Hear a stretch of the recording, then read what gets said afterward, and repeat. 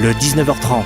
Maria Mallard. Bienvenue à la une de ce journal. La Russie qui bombarde à seulement 20 km des frontières de l'OTAN.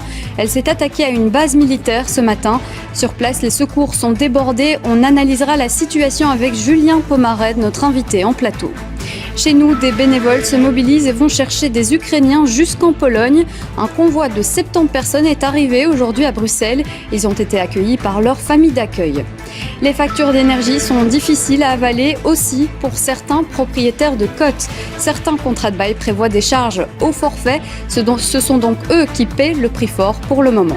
Les restrictions sanitaires disparaissent et avec elles, certains métiers, des métiers directement liés à la gestion de la pandémie. Et puis, premier carnaval sans restrictions sanitaires aujourd'hui. C'était dans le Hainaut, une grande fête pour un tout petit village.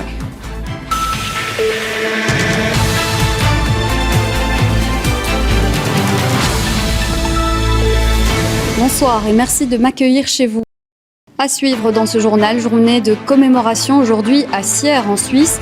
C'est là que 22 enfants et 6 adultes ont perdu la vie dans un accident il y a 10 ans. 1 millier de personnes a manifesté cet après-midi à Bruxelles pour préserver la friche Josaphat, un terrain où la diversité s'est développée et où la région veut construire des logements. Aller au musée et faire partie de l'œuvre d'art plutôt que de la contempler, ces expériences immersives se développent. Des ingénieurs montois s'intéressent à ces musées du futur.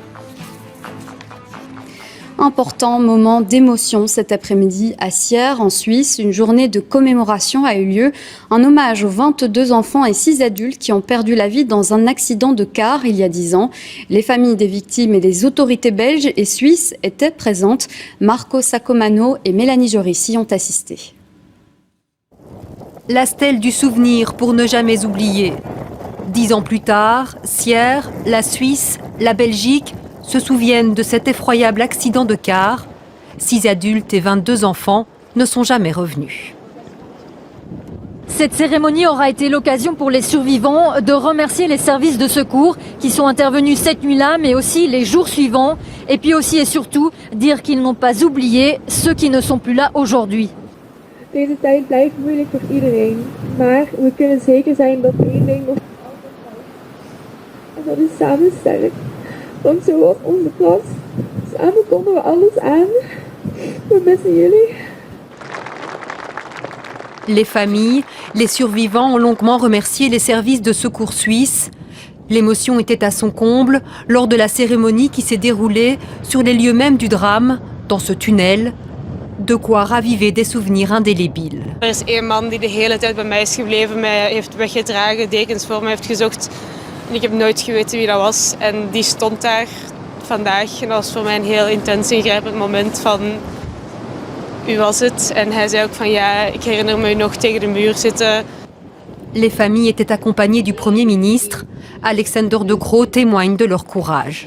Beaucoup de peine quand même, et c'est normal. On perd un enfant. Un parent ne devrait jamais perdre un enfant. Ils expliquaient qu'ils espéraient voir grandir leurs enfants. Et voilà, ils n'ont pas eu l'occasion. D'un autre côté aussi, beaucoup de résilience et beaucoup de solidarité et beaucoup de gens qui se sont aidés à traverser une période difficile. 10 ans plus tard, c'était comme si c'était hier. Jamais la Belgique n'oubliera. Voilà qui referme ce journal. Vous avez maintenant rendez-vous avec Stéphane Piedboeuf pour la météo. Et puis place ce soir à la série Pandore. Excellente soirée sur la Une.